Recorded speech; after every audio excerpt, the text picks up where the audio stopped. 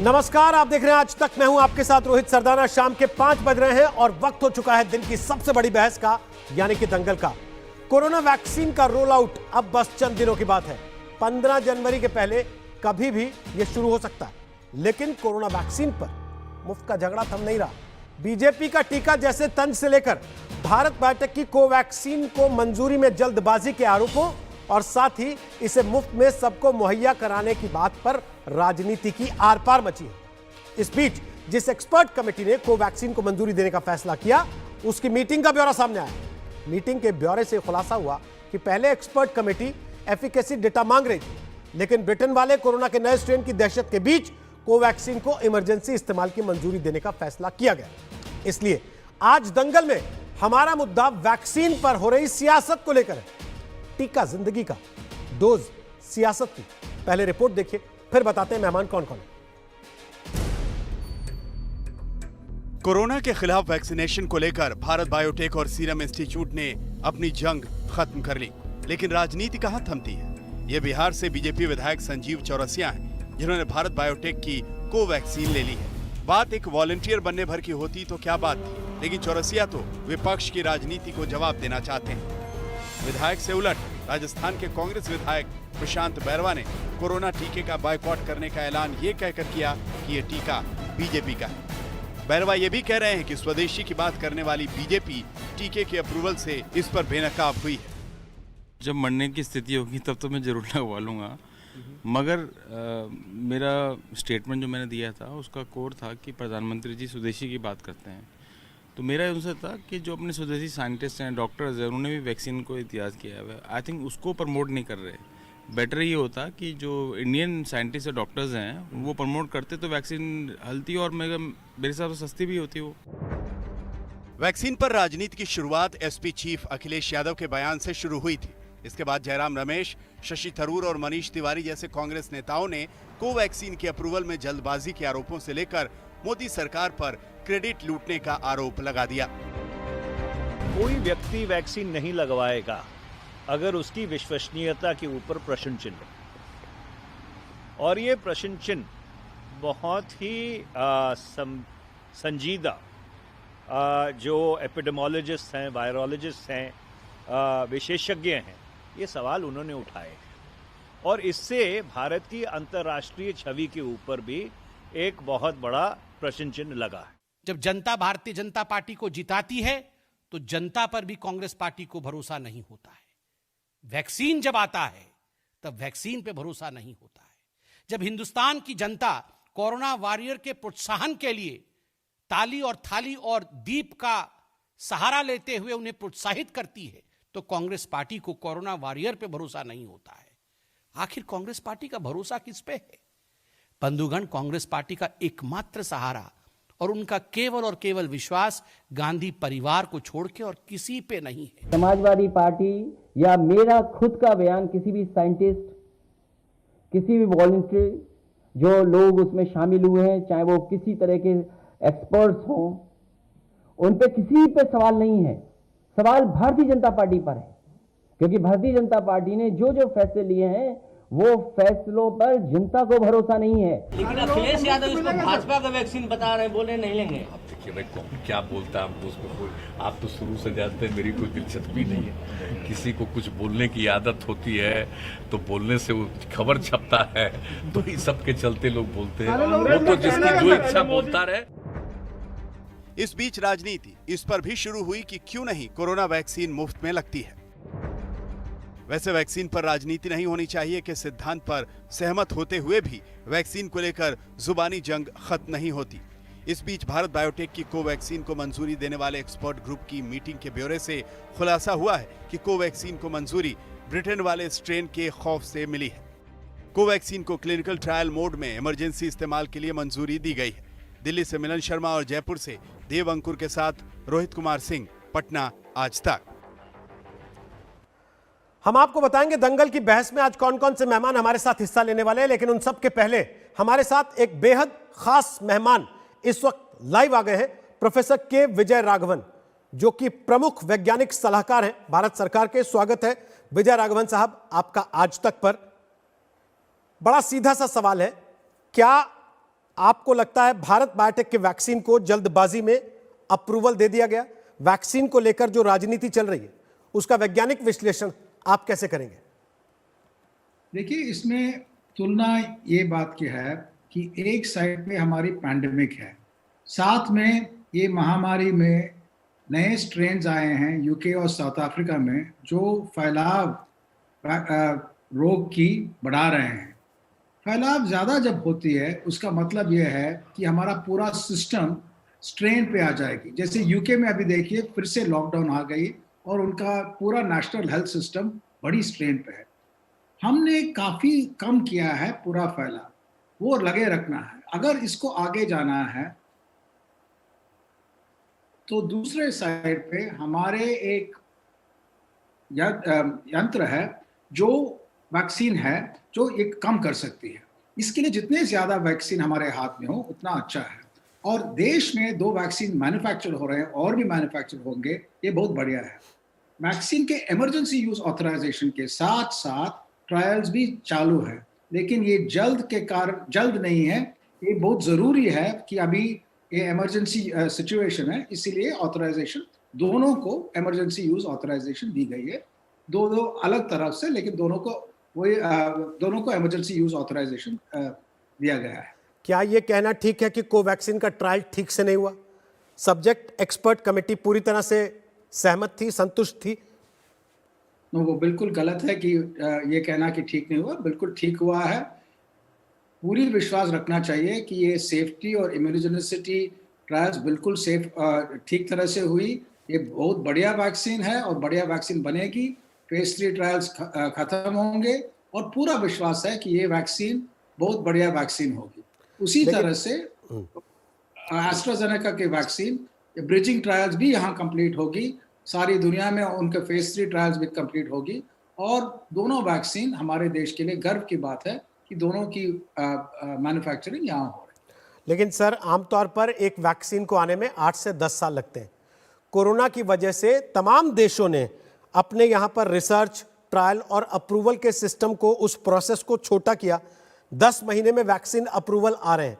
ऐसे में क्या हर देश की वैक्सीन में रिस्क है या सिर्फ कोवैक्सीन में रिस्क है?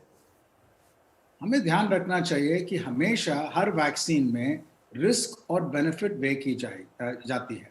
दूसरी चीज़ ये है कि वैक्सीन दिए जाते हैं जिनको कोई रोग नहीं है, ज़्यादातर मतलब हेल्दी पीपल को दी जाती है, इसलिए उनका सेफ्टी रिक्वायरमेंट्स बहुत ज़्यादा है, काफ़ी हाई है। हमारे वैक्सीन जो हैं वो पूरी सेफ्टी मेजर्स को सेटिस्फाई किए हैं, जैसे कि बाकी देशों की वैक्सीन भी। तो सेफ्टी में कोई कॉम्प्रोमाइज़ नहीं हुई है, ये ध्यान में रखना चाहिए। कोई जल्दीबाजी नहीं है उसमें। वो पैरेलल प्रोसेसिंग के साथ में काम करते हुए मैन्युफैक्चरिंग और ट्रायल साथ में ले जाके ये हो सकती है कि कई सालों का काम एक साल में किया गया। उसमें काफ़ी इन्वेस्टमेंट भी लगती है और वो इन्वेस्टमेंट भी आई है। कोविशील्ड और कोवैक्सीन, इन दोनों में फ़र्क क्या है? या फिर मैं पूछूं कि इमरजेंसी अप्रूवल और रिस्ट्रिक्टेड अप्रूवल, इन दोनों में क्या अंतर होता है? वैक्सीन का प्लेटफॉर्म, जिस बेसिस पे वैक्सीन बनाया जाता है, उन दोनों में फ़र्क है। कोवैक्सीन एक एडेनो वायरस वेक्टर को लेके उसमें सार्स कोरोना वायरस के जीन लगा के वो बनाते हैं वैक्सीन। यहाँ कोवैक्सीन में इनएक्टिवेटेड वायरस, मतलब सार्स कोरोना वायरस को इनएक्टिवेट करके पूरी तरह से वो वैक्सीन किया जाता है। तो ये एक फ़र्क है।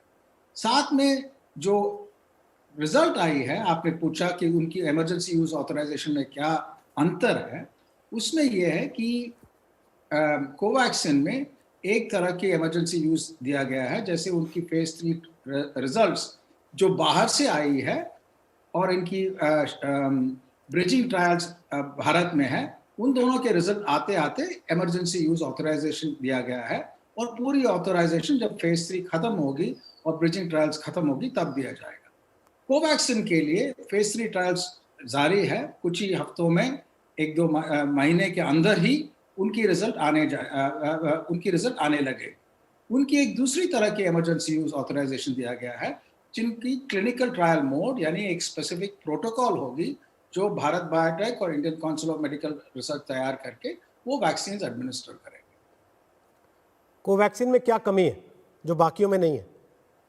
कमी जी, एट द मोमेंट जो बहुत सारे सवाल कोवैक्सीन को लेकर उठाए जा रहे हैं वो ये वैक्सीन कह में के कोई उठाए जा कमी रहे हैं नहीं कि ये अभी कंप्लीट नहीं था, इसको जल्दबाजी में ला दिया गया। नहीं, क्या ये वैक्सीन सही में- है कहना? वैक्सीन में बिल्कुल कोई कमी नहीं है, इसमें कोई शक नहीं है। ट्रायल्स जारी है कोवैक्सीन में और वो फेज 3 ट्रायल्स का रिजल्ट आएगी, इसलिए उसकी एक दूसरी तरह के इमरजेंसी यूज ऑथराइजेशन दिया गया है। कोविशील्ड के लिए फेज 3 ट्रायल्स बाहर से आ गई है, कुछ और भी आना है, लेकिन इसीलिए उसके एक दूसरे लेवल की इमरजेंसी यूज ऑथराइजेशन दी गई। इसमें कोई शक नहीं है कि दोनों वैक्सीन पूरी तरह से सेफ। जब पैंडेमिक का टाइम होता है उस समय वैक्सीन अप्रूवल्स का जो प्रोसेस होता है वो बदला जाता है, जैसा हमने देखा इस वक्त पूरी दुनिया ने बदला, लेकिन ये बदलना कितना जायज है और कितना सेफ है? वैसे मैंने बार बार कहा सेफ्टी प्रमुख है। सेफ्टी को कम करके हम अप्रूवल प्रोसेस फास्ट नहीं करते हैं इस तरह के पैंडेमिक में, जहां सार्स कोरोना वायरस हो। अगर कुछ और हो, जैसे मान लीजिए एबोला में, जहां डेथ का चांस बहुत ही ज़्यादा हो, इससे भी बहुत ज़्यादा हो, तब सेफ्टी भी कॉम्प्रोमाइज़ किया जा सकता है कभी कभी। यहाँ बिल्कुल सेफ्टी की कॉम्प्रोमाइज़ नहीं किया गया दोनों वैक्सीन में जो अप्रूव हुए हैं। भारत में लोगों तक वैक्सीन सही पहुंचेगी, सुरक्षित पहुंचेगी, इसको लेकर बड़े सारे सवाल हैं। खासतौर पे बनारस में साइकिल पर वैक्सीन ले जाने की जो तस्वीरें आई उसको लेके लोग ये पूछ रहे हैं भाई गांव देहात तक आप सही सलामत वैक्सीन भारत की सरकार पहुंचा भी पाएगी या नहीं? इस शक को कैसे दूर करेंगे लोगों के मन में? भारत की पूरा हेल्थ सिस्टम, भारत सरकार की हेल्थ डिलीवरी सिस्टम कई सालों से वैक्सीन डिलीवर करती आई है। हमारे चाइल्डहुड इम्यूनाइजेशन प्रोग्राम में, मैटरनल इम्यूनाइजेशन प्रोग्राम में हर गांव, हर जगह, पहाड़ में हो या रेगिस्तान में हो, वैक्सीन पहुंचती है। उसमें 3 स्टेप है।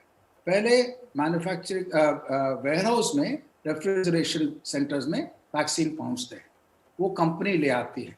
उसके बाद स्टेट गवर्नमेंट के मशीनरी में, ट्रक्स में, रेफ्रिजरेशन ट्रक्स में, बाकी सब जगह जाती है। ये दोनों पावर्ड रेफ्रिजरेशन है।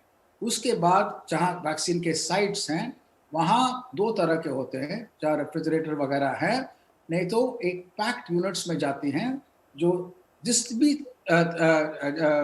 गाड़ी में जाए, गाड़ी में, कार में जाए या स्कूटर में जाए, वो पूरा टेम्परेचर कंट्रोल है। अगर वो टेम्परेचर ऊपर जाती है कभी भी, उसका इमीडिएटली इंडिकेटर्स है उसमें, टेम्परेचर ऊपर नहीं जाएगी। इससे लास्ट माइल में जब पहुंचती है वैक्सीन हेल्थ सेंटर को, पूरी तरीके सब लोगों को मालूम है कि वैक्सीन की टेम्परेचर पूरी चेन में ठीक से रही कि नहीं, उसके बाद एडमिनिस्टर की जाती है। इसमें कोई दिक्कत और शक की कारण नहीं। बहुत बहुत शुक्रिया प्रोफेसर के विजय राघवन आज तक पर आने के लिए, इन सारे सवालों के जवाब देने के लिए। प्रोफेसर के विजय राघवन कह रहे हैं कि सुरक्षा का पूरा ख्याल रखा गया है और सारी चीज़ों को ध्यान में रखते हुए ही वैक्सीन को मंजूरी देने का कदम उठाया गया। हमारे साथ शाहनवाज हुसैन आ गए, वो बीजेपी के राष्ट्रीय प्रवक्ता हैं, पूर्व केंद्रीय मंत्री रह चुके हैं। राजीव राय हमारे साथ आ गए, वो समाजवादी पार्टी के प्रवक्ता हैं और पढ़ाते हैं। हमारे साथ अजय आलोक आ गए हैं, वो डॉक्टर हैं, जेडीयू के नेता हैं। और हमारे साथ डॉक्टर रवि मलिक आ गए हैं, वो सीएमडी हैं, रेडिक्स हॉस्पिटल दिल्ली के। आप सबका स्वागत है दंगल में। सबसे पहले राजीव राय साहब, ये जो 8-9 सवाल मैंने अभी पूछे प्रोफेसर के विजय राघवन से, जो कि प्रधान सलाहकार हैं भारत सरकार के, प्रधान वैज्ञानिक सलाहकार हैं, आपकी आशंकाएं कुछ हद तक दूर हुई या अभी भी आप आशंकित हैं?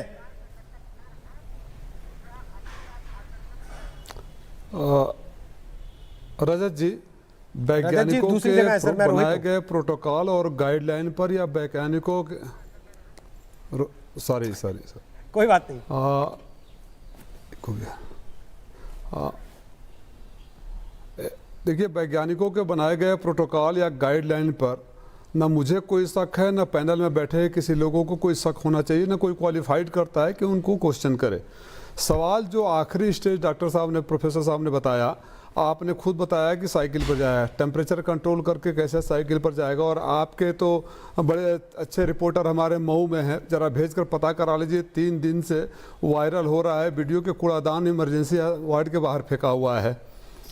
जब हेल्थ सिस्टम जब इस तरह के चरमराई व्यवस्था हो तो एक स्वाभाविक सा होता है। देखिए मैं कोई वैज्ञानिक बात नहीं कर रहा हूँ, आम आदमी की आजकल मनोधारणा ये होगी, और गूगल ने फ़ोन ने बहुत ख़राब कर दिया है सबको। डॉक्टर दवाई लिखता है लेकिन गूगल पर सबसे पहले उसको लोग साइड इफेक्ट देखने लगते हैं।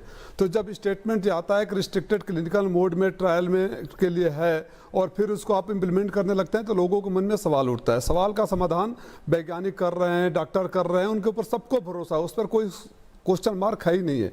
जो हमारे उत्तर प्रदेश की खास तौर व्यवस्था, और मैं जिस इलाके से मैं आता हूँ, घनी आबादी और चरमराई हुई व्यवस्था, डॉक्टर नदारत, नर्स नदारत, कोई पूछने वाला नहीं। कोई हमारे यहाँ बलिया में तो अभी एक सीएमओ को कोरोना से मौत हो गई, बलिया के सीएमओ के कोरोना के 4 दिन पहले से मौत हो गई। ऐसे जब सिस्टम है तो मन में हमेशा शंका जाहिर रहेगा। इसलिए मैं आपके माध्यम से सरकार से अपील करता हूं कि लोगों की सुरक्षा का सवाल है। आज जितनी भी कोताहियाँ हुई, जब ऐसे वैक्सीन देश में आया है तो उसको सही तरीके से प्रोटोकॉल का पालन करते हुए इम्प्लीमेंटेशन और लोगों के पास पहुँचे, इसकी सुनिश्चित व्यवस्था की जाए। तो कैसे की जाए ये भी तो बताइए ना, कोई आपके पास आइडिया है, कोई आप सलाह देना चाहते हैं सरकार को? आपने तो कह दिया कि सब बर्बाद है इस देश में, मेरे पास आइडिया, कैसे टीका लगेगा? मैं सलाह देना चाहता हूं कि सबसे पहले आप उन सारे डॉक्टरों को आदेश करिए और कार्रवाई करिए, डीएम को दीजिए, मॉनिटरिंग करें। उसकी जो प्राइमरी हेल्थ सेंटर पर नहीं पहुंचते हैं आप भेज दीजिए, कहीं किसी आपके तो जाल फंसे हुए हैं, किसी प्राइमरी हेल्थ सेंटर पर भेजिए। अभी 10 मिनट के अंदर पता चल जाएगा, कोई डॉक्टर कोई नर्स नहीं दिखाई देगा। जो अनट्रेंड लोगों से कराया जा रहा है, उत्तर प्रदेश का सिस्टम ये हो गया है कि डॉक्टर किसी और को बैठा रहे हैं, टीचर किसी और को बैठा रहे हैं, 50,000 तनख्वाह मिल रहा है तो 5,000 में फिक्स कर दिए हैं, और कमीशन ऊपर तक पहुंचता है, कोई चेक करने वाला नहीं है। एक सवाल है मेरा, मैं माफी चाहता हूं आपको बीच में टोक रहा हूं, बात नहीं कह रहा हूं। आपने सलाह देनी शुरू की, लेकिन मेरा एक सवाल है मन में। पहले अखिलेश जी ने कहा कि साहब बीजेपी का टीका नहीं लगवाएंगे, फिर वो अपनी बात से पलट गए कि नहीं हम तो कुछ और कह रहे थे, हालांकि कहा उन्होंने यही था। उसके बाद उन्होंने कहा कि साहब मुफ्त में टीका सबको मिलना चाहिए, इस बात की गारंटी हो। आज आप ये कह रहे हैं कि टीका ऐसे नहीं ऐसे लगना चाहिए, ढंग से लगना चाहिए और अच्छा क्वालिफाइड डॉक्टर लगाए, इस बात की गारंटी मिलनी चाहिए। क्या कहीं यह है कि आप लोगों ने तय कर रखा कि नहीं केवल कंफ्यूजन फैलाना है, एक नहीं तो दूसरे, दूसरे नहीं तो तीसरे, तीसरे नहीं तो चौथे तरीके से? क्योंकि कंस्ट्रक्टिव क्रिटिसिज्म में इस तरह की बातें नहीं होती हैं। नहीं, अगर सरकार क्या आप हर दिन नया एक बहाना खोज के लाएंगे और फिर कहेंगे कि नहीं साहब मैं तो इधर से नहीं इधर से पकड़ना चाहता हूं? नहीं रोहित जी, अगर सरकार इतनी अहंकारी है, सरकार अगर इतनी अहंकारी है कि किसी सुझाव को भी अगर लगता है कि ये विरोध के लिए विरोध कर रहे हैं, तो ऐसे सरकार से हमें बहुत उम्मीद भी नहीं है। राजीव जी, ये सवाल सरकार ने नहीं पूछा, ये सवाल मैंने पूछा। रडार में सरकार की तरफ से जो बैठे वो तो बोले भी नहीं अभी, उन तक तो मैं गया ही नहीं हूं। ये मेरा सवाल है जो कि रोज मैं देख रहा हूं पिछले कई दिन से, पार्टियों के अलग अलग नेताओं के बयान जिस तरीके से आ रहे हैं। मैं आपसे बता रहा हूं रोहित जी, और आप रोहित जी ईमानदारी से जो मैंने सवाल उठाया, ये सवाल आपके भी, आपने दिल पर हाथ रखकर पूछिए कि आप चाहेंगे कि नहीं चाहेंगे कि सुनिश्चित हो। और अगर मेरी बातें अगर गलत मैं खाली पेश कर रहा हूं तो मैंने तो बोला ना कि आपके बोलने से पहले प्रोफेसर साहब से सवाल पूछा खत्म होने से पहले आ जाएगा कि साइकिल पे अगर टीका जा रहा है तो टेम्परेचर मेंटेन करने की गारंटी कैसे होगी? क्या हमारे देश के पास वो व्यवस्था है जिसमें वो टीका सही ढंग से एडमिनिस्टर किया जा सके? लेकिन इससे इतर बहुत सारे सवाल राजनीतिक पार्टियों ने उठाए हैं। हमारे देश की पार्टियां तो कह रही हैं कि हमारे देश में टीका बना, इसमें भरोसा नहीं कर सकते। पहली चीज वो कह रहे हैं कि साहब इसके तो ट्रायल नहीं हुए। दूसरी चीज वो कह रहे हैं कि साहब ये तो आपने आनंद फानंद में दूसरे देश ने मंजूरी दे दी थी इसलिए मंजूरी दे दी। तीसरी चीज तो किसको माने? और आपकी पार्टी के नेता वो कह रहे थे बीजेपी का टीका नहीं लगवाएंगे। फिर अरे हमारी पार्टी के क्यों कर रहे हैं आप? जरा पूछिए ना, शाहनवाज साहब बैठे हुए हैं, शिवराज चौहान कल एक समाचारों पर आया कि एक ट्रायल में किसी गरीब को वैक्सीन, पैसे के नाम पर वैक्सीन दिया गया, वो बीमार पड़ गया, कोई पूछने नहीं वाला है। कुछ घंटे बाद मुख्यमंत्री का बयान आता है कि मैं टीका सबसे बाद में लूंगा। हर बीमारी से पहले इलाज खोज देने वाले, कोरोना का लॉकडाउन में वैक्सीन बना देने वाले बाबा रामदेव आगे चैनलों पर बोलते हैं कि मैं वैक्सीन नहीं लगवाऊंगा, तब उनसे तो कोई सवाल नहीं करता है। अगर हम सिस्टम पर, हेल्थ सिस्टम के डिलीवरी पर अगर कुछ सुझाव दे देते हैं तो हम गुनाहगार हो जाते हैं। ये तो बड़ी कमाल होता है। किसी ने मामा और बाबा से पूछा, अगर मुख्यमंत्री ये कहते हैं कि मैं नहीं लगवाऊंगा अभी, और उन्हीं के राज्य में एक गरीब के ऊपर ट्रायल हुआ है और बीमार पड़ गया है, और ये अगर गलत आरोप है तो उसके ऊपर कार्रवाई क्यों नहीं की जा रही है? वो तो मैं चैनलों पर देखा, मैं तो व्यक्तिगत रूप से नहीं देखा, समाचारों में देखा। उसकी जवाबदेही किसी की बनती है? उन लोगों को सरकार में जो बैठे हुए हैं, जो खुद ही बोलते हैं कि मैं नहीं लगाऊंगा, उन्हीं के प्रदेश में गरीब टीका लगाने के साइड इफेक्ट से बीमार पड़ा हुआ है, तो वो कुछ भरोसा पैदा करता है या विश्वास पैदा करता है? इसका कोई जिम्मेदारी लेगा? शाहनवाज जी बताइए, जवाब दीजिए उनकी बात का। फिर मैं 2 डॉक्टर हमारे साथ हैं, उनके पास जी रोहित जी, आपने बहुत अच्छा किया कि डिबेट से पहले हमारी बात नहीं करा के जो वैज्ञानिक सलाहकार हैं उनकी बात सुना दी इनको।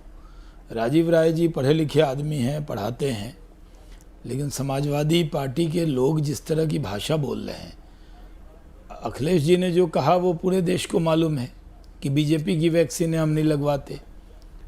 उसके बाद अपने बयान से कुछ भी पलटे। इनके एक एमएलसी हैं, कहने लगे समाजवादियों को खतरा है कि नपुंसक न हो जाएं ये वैक्सीन लगा के, तो नपुंसक होने का खतरा था, ये भी एक बात बता दी।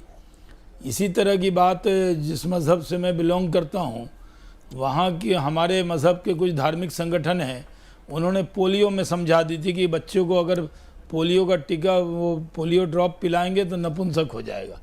बड़ी मुश्किल हुई और कई बच्चे पोलियो के शिकार हुए क्योंकि कुछ लोग गलतफहमी पैदा कर रहे थे। फिर रज़ा अकादमी ने कहा कि ये वैक्सीन में कुछ और मिला हुआ है, हम नहीं लगाएंगे। एक पॉलिटिकल पार्टी के नाते हमें कभी उम्मीद नहीं थी कि हम दंगल में आकर ये बहस करेंगे वैक्सीन पर, लेकिन इन्होंने बहस का मौका दे दिया। ये कह रहे हैं कि पहले ही कहा कि वैक्सीन बीजेपी की है, फिर अब कह रहे हैं वहाँ फेंकी हुई थी, फिर लगवाएंगे कैसे, फ्री लगना चाहिए। आप कहना क्या चाहते? वैक्सीन पर भ्रम फैलाना ये विपक्षी पार्टी की जिम्मेदारी है क्या? क्या विपक्ष में रहना, हर बात पे विरोध करना, ये कहीं पढ़ लिया है क्या आपने? और समाजवादी पार्टी तो बहुत दिन विरोध में रही है। कांग्रेस पार्टी के नेता किस तरह की बेतुकी बयानबाजी कर रहे हैं। भारत में 2 वैक्सीन बनी, सीरम इंस्टीट्यूट से और भारत बायोटेक से। पूरे दुनिया में कोविडशील्ड और कोवैक्सीन की तारीफ हो रही है और भारत की प्रशंसा हो रही है। आपको बीजेपी से चिढ़ हो रही है या भारत की जो प्रशंसा हुई या भारत के साख दुनिया में बढ़ी उससे दिक्कत है? हम लोगों को इतना दुख होता है कि इस पर तो कोई चर्चा नहीं होनी चाहिए। मैं खुद रोहित जी कोविड पीड़ित रहा हूँ, 22 दिन तक एम्स में एडमिट था इलेक्शन के वक्त में ही। जब बिहार में चुनाव हो रहा था, मैं जानता हूँ कि जिसको कोविड होता है उसको लगता है कोई इलाज हो जाए। कितने देश के लोग हम खो चुके हैं इस कोरोना वैक्सीन। लेकिन शाहनवाज जी, एक सवाल तो जायज है ना, जब बनारस में साइकिल पे वैक्सीन ले जाने की तस्वीरें आ रही हैं, तो ये सवाल तो हर कोई पूछेगा ना, क्या हमारे पास प्रॉपर व्यवस्था है कि हम उसके तहत प्रति व्यक्ति तक वो वैक्सीन सही ढंग से पहुंचा सके? इस बात को तो आप मना नहीं कर सकते। जो वो कह रहे हैं कि ग्रास रूट लेवल पर, ग्राउंड लेवल पर जो हमारी व्यवस्थाएं हैं वो चरमराई हुई है। देखिए रोहित जी, जो हमारी व्यवस्था पे आज सवाल उठा रहे हैं उनको यकीन रखना। वो बनारस वाली तस्वीर को मैंने देखा नहीं है, आपके ज़बान से अभी जब राजीव राय जी ने कहा तो मैंने सुना, और इन्होंने मऊ के इलाके के बारे में भी बात बताई। वो सही है नहीं है इसकी जांच का विषय है। दूसरी बात यह है कि हम इतना गर्व करें कि हमारे सिस्टम में ये व्यवस्था है। पूरे दुनिया में कोरोना के खिलाफ जो लड़ाई भारत ने लड़ी है उस पर कितने आर्टिकल हैं, राजीव राय जी तो गूगल करके पढ़ ले। भारत की प्रशंसा पूरे दुनिया में हो रहा है। लोग कह रहे हैं भारतीय मॉडल, कोई कहता है कि मोदी ने जिस तरह कोरोना की लड़ाई को मजबूती से लड़ा, अपने अपने देश में लोगों को ताने मिल रहे हैं कि नेता ऐसा होना चाहिए कि इसको 135 करोड़ की आबादी और इतनी बड़ी आबादी को संभालना। और अगर कोवैक्स, अगर हम कोरोना की लड़ाई को मजबूती से लड़े हैं तो वैक्सीन की लड़ाई को भी हम मजबूती से वैक्सीन पहुंचाने का काम करेंगे। नहीं तो बात वहीं आ गई ना, के वास्ते ये भ्रम पैदा मत कीजिए। ये विपक्षी नेता झगड़ा वैक्सीन के ट्रायल पूरे होने का या झगड़ा क्रेडिट का है कि भाई क्रेडिट कोई ना ले जाए इस बात में और उसका राजनीतिक लाभ ना हो जाए? क्योंकि यहाँ तो चुनाव प्रचार के दौरान भी वैक्सीन के वादे किए गए और आप ही के यहाँ से शुरू हुआ था बिहार से कि फ्री में वैक्सीन लगेगी सबको। अब विपक्ष रोज पूछता है कि बताओ तो फ्री में लगेगी कि नहीं लगेगी। रोहित जी, 2 बातें हैं। एक हिंदी में कहावत है, अज्जल गगड़ी छलकर जाए। ये जितने क्लिनिकल ट्रायल और ये एफिकेसी या बाकी सब चीज का ये लोग दुहाई दे रहे हैं, आज आपके एक्सपर्ट भारत के सलाहकार जो है, वैज्ञानिक सलाहकार, उनकी बातें सुन के खुद इन लोगों को शर्म आ रही होगी। इन्होंने कहा कि देश की जनता को खतरे में डाल दिया। मनीष तिवारी कह रहे हैं विश्वसनीयता की कमी है, कौन वैक्सीन लेगा? अरे भाई साहब, वैक्सीन लेने का पहला स्टेप तो ये है कि हेल्थ वर्कर्स जैसे डॉक्टर्स, हम लोग, नर्सेस, पैरामेडिकल स्टाफ, ये लेंगे। आम जनता को दे कौन रहा है अभी? उसी में क्लिनिकल ट्रायल का रिजल्ट भी आ जाएगा 2 महीने। तो पहले जो ऑलरेडी फेस कर रहे हैं कोरोना को, सबसे पहले तो वैक्सीन उनको लगाई जा रही है, बिना बात जाने, बिना बात समझाने। ये लोग कुछ नहीं, सिर्फ कंफ्यूजन फैलाने के एक्सपर्ट हो गए। ये कांग्रेस पार्टी, समाजवादी पार्टी, अब क्या इसमें करिएगा? अकबर महाराज के भी दरबार में 9 रत्न होते थे, हमारे विपक्ष में तो रत्नों की कमी ही नहीं है। एक ढूंढिए 10 मिलेंगे। शशि थरूर कुछ बयान देंगे, मनीष तिवारी कुछ बयान देंगे, कोई भाजपा की वैक्सीन बता देगा। अब राजनीतिक तौर पे देखिए तो भाजपा को तो इन्होंने नया साल का तोहफा दे दिया राजीव राय जी के अध्यक्ष जी ने। तो चुने चुने दुर्लभ मूर्ख है, उस पर क्या कमेंट में करूं? सच्चाई ये है कि हमें तो गर्व होना चाहिए कि भारत अकेला ऐसा देश है जहां पे 2 वैक्सीन एक साथ अप्रूव हो गई, 3 वैक्सीन और अप्रूव होने के स्टेज में है। यही भारत बायोटेक, जुलाई में इसने क्लेम किया है कि हम इंट्रानेजल नाक के रास्ते की वैक्सीन भी ला रहे हैं। तो अपने वैज्ञानिकों की उपलब्धि पे गर्व करने की जगह, और भारत पूरे गरीब देशों को वैक्सीन देने जा रहा है, एक अंतर्राष्ट्रीय साख हमारी बढ़ेगी। ये अपने ही वैज्ञानिकों पर सवाल उठा रहे हैं, अपने ही कंपनी पे सवाल उठा रहे हैं, अपने ही लोगों पे अपनी वैक्सीन पे सवाल उठा रहे हैं। क्यों? एनडीए और मोदी की वाहवाही क्यों हो रही है? बेसिक बात यहाँ है, इस चीज में भी हर चीज पे राजनीति करना ठीक नहीं है। ठीक, ये अपना गड्ढा खुद खोदते हैं और कुछ नहीं। राजीव राय जवाब देना चाहते हैं, लेकिन छोटे से ब्रेक के बाद लौटेंगे। तो डॉक्टर रवि मलिक के पास चलेंगे, जरा उनसे पूछेंगे बतौर डॉक्टर वो क्या उन वैक्सीन पर भरोसा कर पाएंगे जिनको लेकर राजनीतिक तौर पर इतनी बयानबाजियां हो रही हैं। तो ब्रेक के बाद एक बार फिर आपका स्वागत है। दंगल आप देख रहे हैं, टीका जिंदगी का डोज सियासत की। शाहनवाज हुसैन हमारे साथ हैं, बीजेपी से राजीव राय, समाजवादी पार्टी से अजय आलोक जेडीयू से, और डॉक्टर रवि मलिक हमारे साथ हैं। डॉक्टर साहब, आपने सबकी बातें सुनी, वैज्ञानिकों की भी, राजनीतिक पार्टियों के नेताओं की भी। अखबार में भी आप आए दिन जो बयान आ रहे हैं पढ़ रहे होंगे, उसको पढ़ने के बाद आपको भरोसा होता है वैक्सीन पर? देखिए, मैं कुछ चीजें, मैं काफी देर से डिबेट सुन रहा था, कुछ चीजें मैं क्लियर कर दूं। नंबर वन बात यह है, जैसे डिस्ट्रीब्यूशन सिस्टम के ऊपर बात चल रही थी, मैं बताना चाहूंगा हमारे देश ने पोलियो को इरेडिकेट कर दिया है by good distribution system of vaccine. हम गांव में, देहात में, लास्ट माइल ऑफ इंडिया तक हम वैक्सीन पहुंचाने के लिए सक्षम है। यूनिवर्सल प्रोग्राम ऑफ इम्यूनाइजेशन हमारा चल रहा है, और उसका बिल्कुल एक सक्षम प्रमाण हमारे साथ में यह है कि हमने पोलियो को इरेडिकेट किया था। दूसरी चीज किसी को भी वैक्सीन बोलने का हक उसी व्यक्ति को है जो पूरा प्रोफेशनल उतना लंबा कार्यक्रम कोरोना वैक्सीन के लिए बना सकते हैं क्या हम? जो पूरा, सॉरी आपको रोक के पूछ रहा हूं बीच में, क्योंकि आपने पोलियो का जिक्र किया। डेफिनेटली ये लंबा प्रोग्राम बना सकते हैं हम, डिजिटल प्लेटफॉर्म्स का इस्तेमाल कर सकते हैं। और मैं आपको बता दूं, भारतवर्ष के अंदर हम लोग 11 vaccine universal program of immunization के तहत बच्चों को डिस्ट्रीब्यूट करते हैं, और गांव देहात सब जगह पे जाती है। सिर्फ ये फर्क होगा, यहां पे एडल्ट्स को वैक्सीन करना पड़ेगा, थोड़ा सा फाइन ट्यून करनी पड़ेगी, हल्की फुल्की दिक्कत आ सकती है, लेकिन distribution system is in place. हमारे यहां पर स्टेट के हॉस्पिटल्स हैं, उनके नीचे प्राइमरी हेल्थ सेंटर्स हैं, उसके नीचे सब सेंटर्स हैं, उसके नीचे हमारे हेल्थ केयर वर्कर्स हैं जो गांव देहात में वैक्सीनेट कर रहे हैं। आज भी लाखों करोड़ों महिलाओं को, प्रेग्नेंट महिलाओं को टेटनस की वैक्सीन वो दे रहे हैं, बच्चों को वैक्सीन, डीपीटी की, पोलियो की, ये सारी वैक्सीन आज भी दे रहे हैं। तो मैं नहीं समझता कि डिस्ट्रीब्यूशन में दिक्कत होगी। दूसरी चीज ये है कि कोई भी व्यक्ति किसी भी वैक्सीन पे टिप्पणी करने से पहले he should be professionally fully qualified.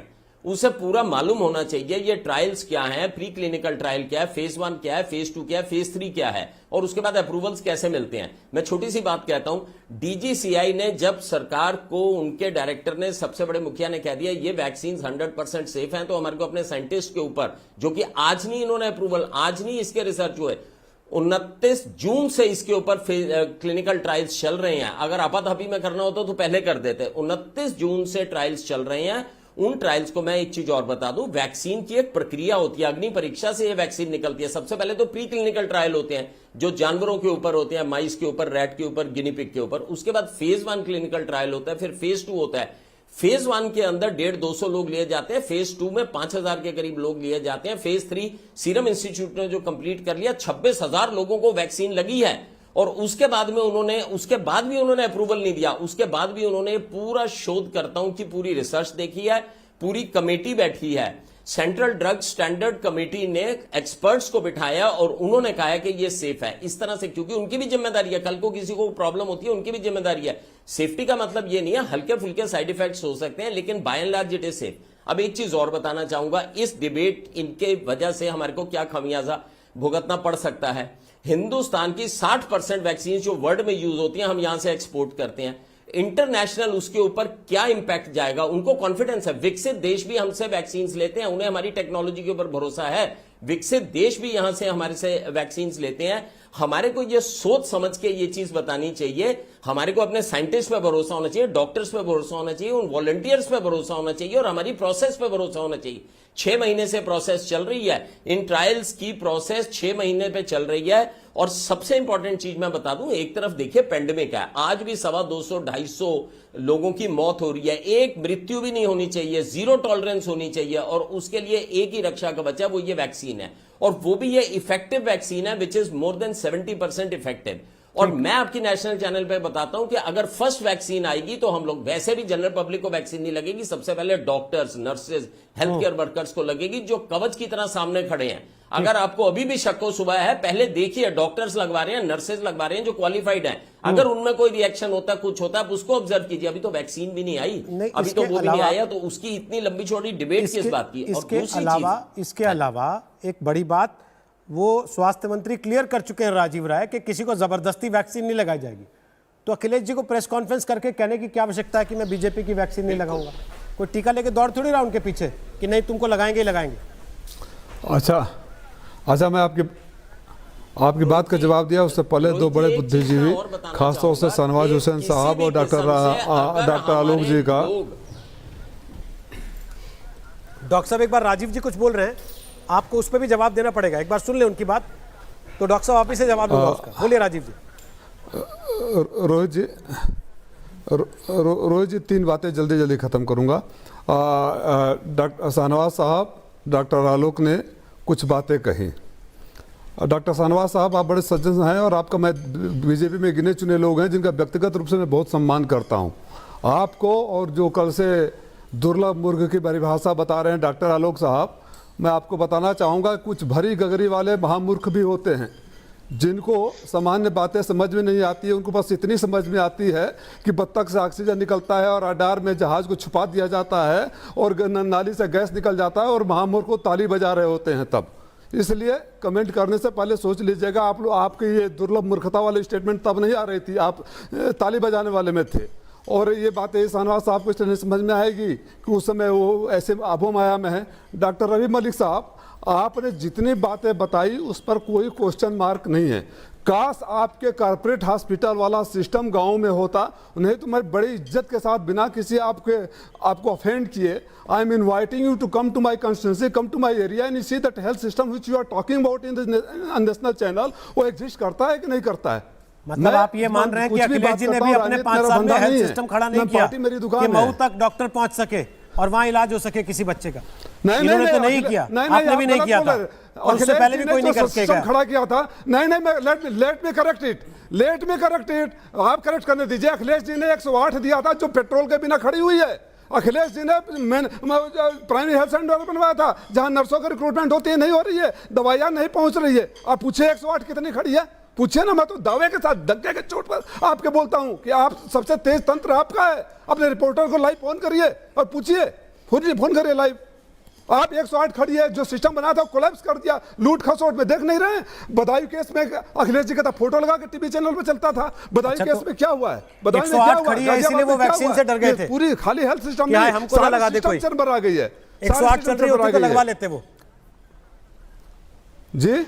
108 खड़ी हो गई इसीलिए अखिलेश जी डर गए थे कि हमको ना लगा देते वैक्सीन। कमेंट देंगे वरना लगवा लेते। नहीं, अखिलेश जी नहीं, अखिलेश समाजवादी डरते नहीं है। समाजवादी आईना दिखाते हैं और आईने में अगर चेहरा विभत्स देखने पर कोई बदमाशी वाली किसका आईना था जिसमें वो कह रहे थे कि मैं बीजेपी का टीका नहीं लगवाऊंगा? वो किसका आईना था, किसको दिखा रहे थे? क्योंकि उससे थोड़े दिन पहले उनका बयान था कि वैक्सीन क्यों नहीं ला रहा है। जिसमें उसके थोड़े दिन पहले उनका बयान था कि वैक्सीन क्यों नहीं ला रहे बीजेपी वाले। वो आईना था जिसमें उसके बाद वो कहने लगे कि साहब बीजेपी का टीका नहीं लगवाएंगे। जिसमें वो आईना था जिसमें जोगी जैसे दुर्लभ मूर्ख, जोगी जैसे आलोक वाली भाषा नहीं करना चाहता हूं मैं कि दुर्लभ मूर्ख आप सब कह के भी कहते हैं मैं कहना नहीं चाहता। वैज्ञानिकों ने 2 बनाया। आपने कहा वैज्ञानिकों पे सवाल नहीं उठाता हूं, लेकिन सारे सवाल भी उठाए। और चैनलों पर आपने कहा मैं आलोक जैसी भाषा इस्तेमाल नहीं करना चाहता हूं, लेकिन उसी भाषा में रहा। यही तो हमारा सवाल था पहले मूवमेंट से कि क्या आप कंफ्यूज करते हैं लोगों को। लेकिन कोरोना गुरु मोदी जी हो गए, कोरोना गुरु के नाम पर चलने लगा, कोरोना गुरु के नाम पर ठेपो पर चलने लगा, किसी वैज्ञानिक का नाम नहीं आया, किसी कंपनी का नाम नहीं आया। कोरोना वैक्सीन शुरू होने से पहले पुणे से लेकर आपके चैनलों पर नहीं, उनका घर चलने लगा। राजीव जी, किसी चैनल पे कुछ चला उसका जिम्मेदार मैं नहीं हूं। पहली चीज, कल को अखिलेश जी की मूर्ति लगा के कुछ लोग पूजा करने लग जाएंगे, उसके जिम्मेदार आप नहीं होंगे ना। मानते हैं ना इस बात को? उसके जिम्मेदार आप नहीं होंगे। आप रोहित साहब, आप और मैं इस समुद्र का हिस्सा है। मैं आप अगर कोई बात कहता हूं तो आप सिर्फ वही बातें नहीं पूछते हैं जो आपके चैनल पर चलती है, आप वो बातें भी पूछते हैं जो देश में, समाज में, राजनीति में हो रहा है। अपने चैनल के एजेंडे को आपने कोई एजेंडा नहीं देते कि मेरे चैनलों पर इतने प्रोग्राम चले हैं, उन्हीं प्रोग्रामों में से सवाल पूछूंगा, इसीलिए मैंने कोट कर दिया। ठीक है। अजय आलोक आपकी बात का जवाब दे रहे हैं, फिर रवि मलिक भी जवाब देंगे आपकी बात का। बोलिए अजय आलोक, आप उंगली उठा रहे थे बीच में। नहीं राजीव जी, मैं देख रहा हूँ कल से थोड़ा आप अपना खो रहे हैं। खैर कोई बात नहीं है, नेता को डिफेंड करना कभी कभी डिफिकल्ट हो जाता है, इसलिए मैं कोई उनकी बात का बुरा नहीं मान रहा हूँ। लेकिन राजीव जी को बस याद दिलाना चाहता हूँ कि 2017 में जब योगी जी की सरकार बनी थी तो 6 महीने बाद व्हाइट पेपर इशू किया गया था WHO की रिपोर्ट के साथ, जिसमें कहा गया था कि अखिलेश सरकार में 60% वैकेंसी डॉक्टर्स और नर्सेस की खाली है। ये सही है ना? WHO की रिपोर्ट लगी हुई थी राजीव जी, आप तो जानते होंगे, पढ़े लिखे आदमी। उसके बारे में क्या कहना है? तो मऊ का इंफ्रास्ट्रक्चर क्यों खराब है, अब आपसे बेहतर कौन जानेगा? अब उसमें कितना डेवलपमेंट अब ये हुआ 3.5 साल में, उसकी व्याख्या आप कर दीजिए तो वो ठीक बात है। मैं आपकी तरफ से विपक्ष को बस एक ही गाना कहूंगा, एक गाना है, हे प्रभु आनंद दाता ज्ञान इनको दीजिए शीघ्र सारे। मैं बस एक प्रार्थना आप लोग के लिए कर रहा हूँ, सारे विपक्ष के लिए, कि कृपया करके भाजपा को और मजबूत मत बनाइए, बल्कि आप लोग के लिए गाना ये है कि हे प्रभु आनंद दाता ज्ञान इनको दीजिए, शीघ्र सारे अवगुणों से दूर इनको कीजिए। विपक्ष को मजबूत रहना चाहिए। अगर इस तरह से हरकत करेंगे तो विपक्ष तार-तार हो जाएगा। विपक्ष का तार-तार होना देश के लोकतंत्र के लिए ठीक नहीं। अब मुझे समझ में आया कि डॉक्टर सिद्धार्थ सिंह को आपने ही वो ज्ञान दिया था कि इसी महीने में बच्चे मर जाते हैं। मुझे अब जानकारी नहीं थी, आपने बता दिया। ऐसे मित्र का ज्ञान मुझे कभी न दीजिए जो बत्तख के ताली बजाने पर ज्ञान नहीं लेना, मत लीजिए भाई। नहीं ऑक्सीजन वाले, आपको याद नहीं आया? याद नहीं आया आपको? बहस हट रही है मुद्दे से। अखिलेश जी के जमाने में तो आज तक पर फोटो लग के होता था। डॉक्टर रवि मलिक, इस सारी बहस में क्या ये बात नकारी जा सकती है कि राजनेताओं के बयानों से एक आम आदमी, असल में जिसके लिए सारी मेहनत हो रही है, उसके मन में शक का कीड़ा पैदा होता है और फिर वो मकसद फेल हो जाता है जिस मकसद से ये सारे काम किए गए, सारी मेहनत की गई? देखिए, मैं ये बताना चाहूंगा कि इस वक्त इस महामारी के अंदर जिसमें लाखों लोगों ने जानें खो दी हैं, इसके सामने, हमारे सामने एक ही विकल्प है, वो है ये वैक्सीन। और जो वैक्सीन पूरी अग्नि परीक्षा से निकल के आई है, DCGI ने उसे अप्रूवल दे दिया है। और अप्रूवल भी देखिए, emergency, restricted, under certain conditions, बहुत ही सावधानी के साथ में इसको अप्रूवल मिला है। अभी ये वैक्सीन लगनी शुरू होगी, उसको लगने में भी हफ्ता 2 हफ्ते लग सकते हैं। उसके बाद ये हेल्थ केयर वर्कर्स को लगनी शुरू होगी और उसके साथ साथ इसके ट्रायल्स भी चल रहे हैं। हमारे को ये जानना बड़ा जरूरी है कि हमारे व्यूअर्स जो भी हैं वो बहुत ज्यादा भ्रमित ना हो, इसके लिए कॉन्फिडेंट रहें। उसी कॉन्फिडेंस के लिए मैंने भी ये चीज बताई है कि पहली वैक्सीन हमारे डॉक्टर्स लगाने को तैयार हैं। पहली 1 लाख वैक्सीन हमारे डॉक्टर्स और नर्सेस लगाने को तैयार हैं। ये सेफ वैक्सीन है। जनरली वैक्सीन डेवलप होने में 10 साल का समय लगता है, 10 महीने में लगी है। इसके पीछे साइंटिस्ट का खून, पसीना और आंसू लगे हुए हैं, हमारे साइंटिस्ट के, डॉक्टर्स के, वॉलंटियर्स के। ये वैक्सीन सक्षम है, ये सारी उसमें से प्रक्रिया से होके आई है। और DCGI के जो हेड हैं या जो हमारे ड्रग कंट्रोलर्स के हैं या जो हमारे साइंटिस्ट हैं, उन सब ने कह दिया वैक्सीन सेफ है, इसके साइड इफेक्ट्स नहीं है। और हमें यह भी मालूम है कि 26,000 लोगों में सीरम इंस्टीट्यूट की वैक्सीन लगी है। अगर साइड इफेक्ट होते 100 लोगों में पता चल जाते कि इतने साइड इफेक्ट हैं। 26,000 लोगों का हजूमड़ा आप समझ सकते हैं रोहित जी कितना बड़ा होता है। इन सबको ये वैक्सीन लगी है और उसके बाद में इस निष्कर्ष पे पहुंचा गया है। और ये क्लिनिकल ट्रायल जून में शुरू हुए थे, 6 महीने हो गए इस क्लिनिकल ट्रायल से, इस वैक्सीन को निकलते हुए। हम लोग कि जो बात आप कह रहे हैं वो नेताओं को भी समझ में आए। राजनीतिक तौर पर जो विशेष टीका टिप्पणी टीके को लेकर हो रही है वो कम हो, तो लोगों के मन में किसी तरीके का शक शुबा पैदा ना हो। तो ब्रेक के पहले आज हमने आपसे सवाल पूछा था कि क्या कोरोना वैक्सीन पर सियासी लड़ाई से वैक्सीनेशन अभियान पर असर पड़ेगा। जो जो आपके जवाब हमें मिले 68%, 68% लोगों को लगता है कि हां, ऐसी बयानबाजी से वैक्सीनेशन ड्राइव पर असर पड़ेगा, जबकि 32% को ऐसा नहीं लगता। छोटा सा ब्रेक, आगे हल्ला बोल अंजना के साथ। आप देखते रहिए आज तक।